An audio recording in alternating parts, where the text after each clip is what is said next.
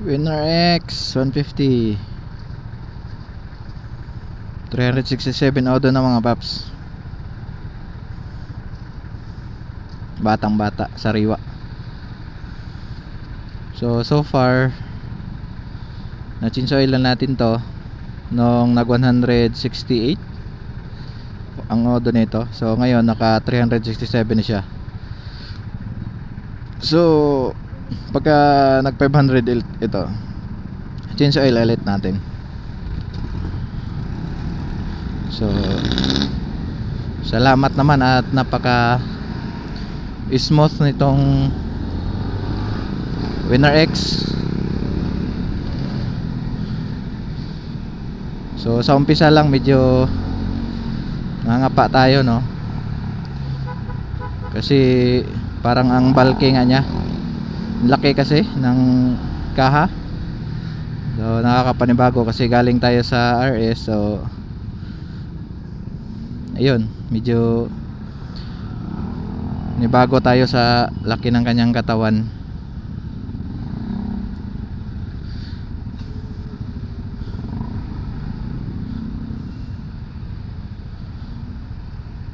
Traffic. So kumusta naman yung sa inyo mga paps? So sa akin, medyo may naramdaman lang ako dito, yung push button nya, yung starter, push starter button. Kasi pag pinindot mo siya,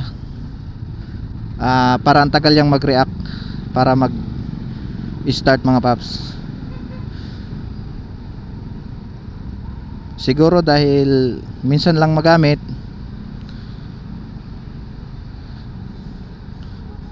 di ko alam kung low bat ba, low bat ba siya. Kasi nung naibiyahe ko na mga paps, nakatakbo na siya ng almost 30 kilometer. Tapos nung pinagpahinga ko, tapos in-start ko ulit, okay naman siya. So kinabahan ako, bakit ganun? Delay yung kanyang reaction sa pag-push start. Pero okay naman na ngayon. Bumalik na sa dati. Siguro na recharge. So hindi pa to na break in mga paps. Wala pang break in talaga to.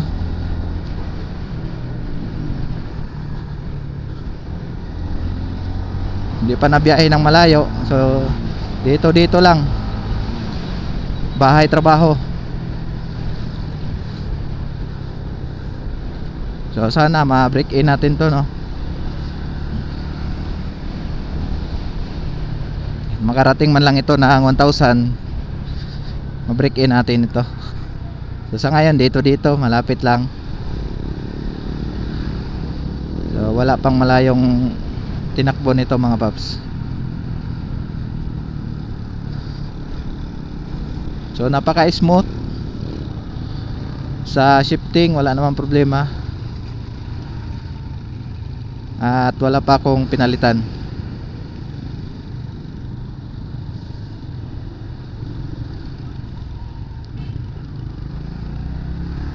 Stock pa rin tayo.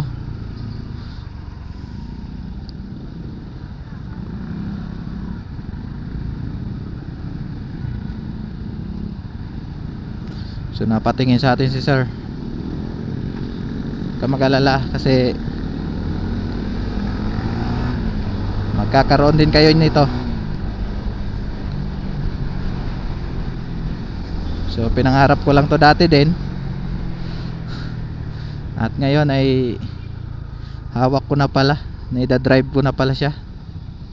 Dati pinapanood ko lang sa YouTube yung mga naunang kumuha, no. So yun, may process talaga.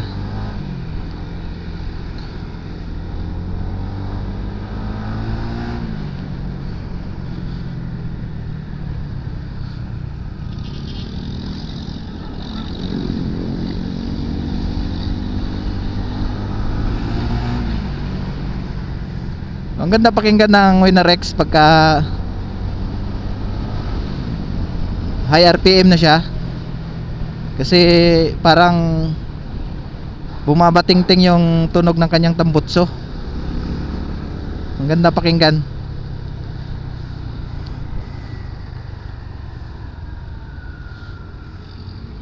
Sarap pakinggan ang tunog ng tambutso niya.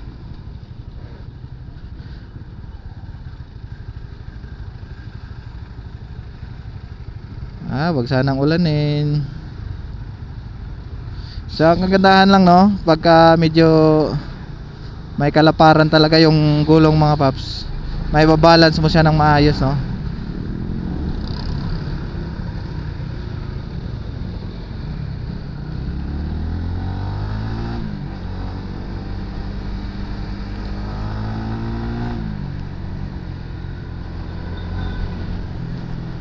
So napakaganda.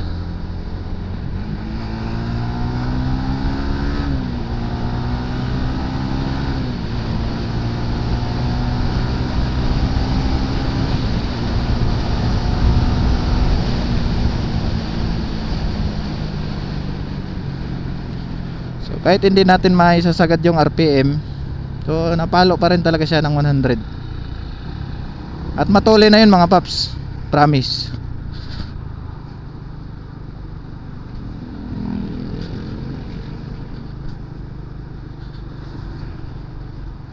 So lalo na siguro pag ma-break in na to. So, yung atin pong motor ay bahay, trabaho. Bahay, trabaho po muna.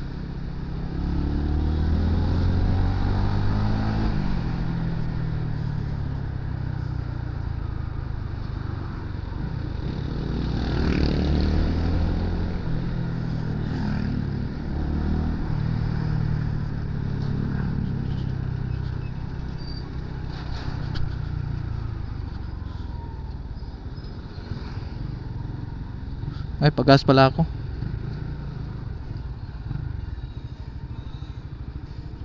Saan ba akong pag-gas? Dito na lang sa total. Total na lang ako. Magpapultang pala tayo kasi 3 bars na lang po siya.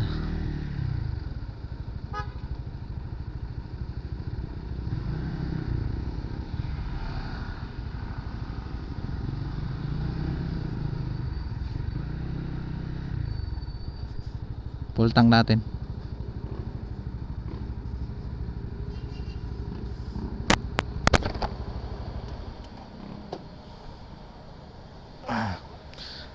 Full tank.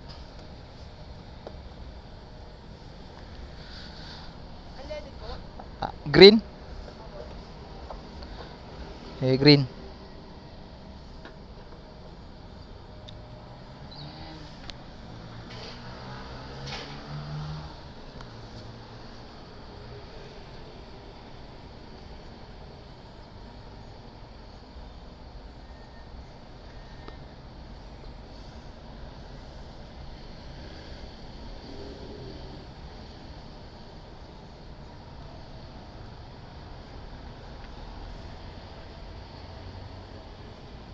Sagad na.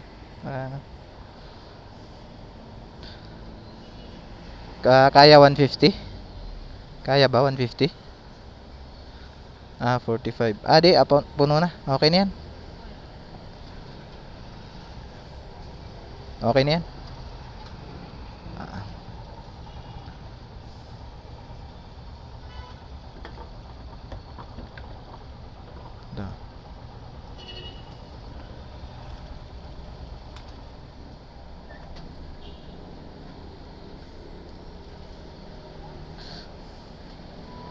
Shoutout pala sa ating Takimoto na tank cover.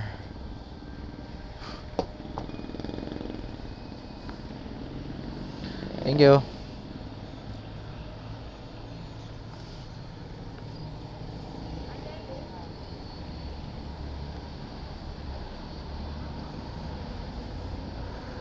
Got.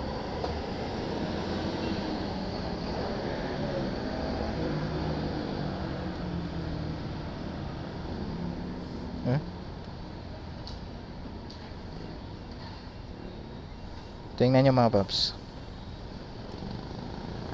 Yan.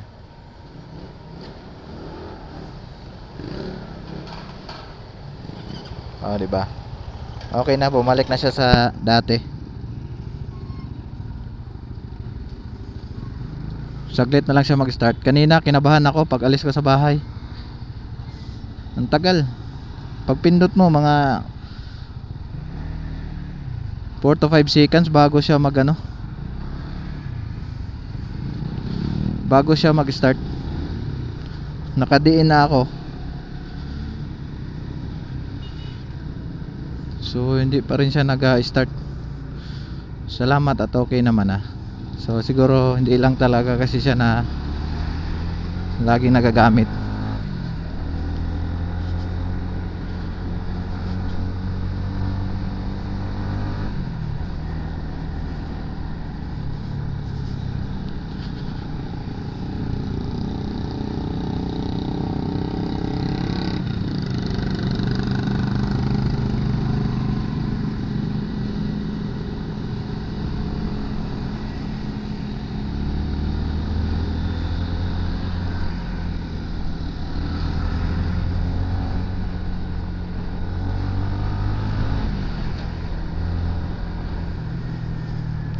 Napakasolid.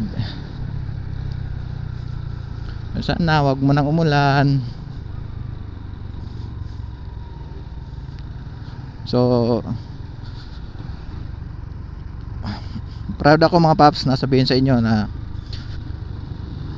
itong motor ko ay hulugan. So pribilehiyo natin na na-approvean tayo.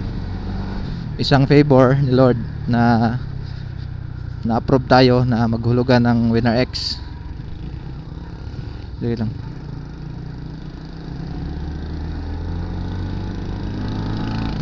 So langanin tayo doon.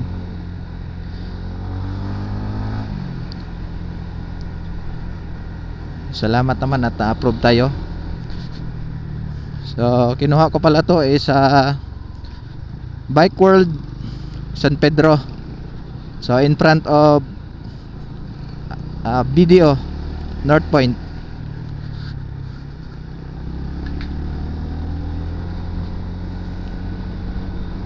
Shout out sa mga taga Bike World San Pedro. Napaka accommodating nila, no? So i-compare ko sa dati kong kinuha ng kasa nung kumuha ako ng RS125 Fi. So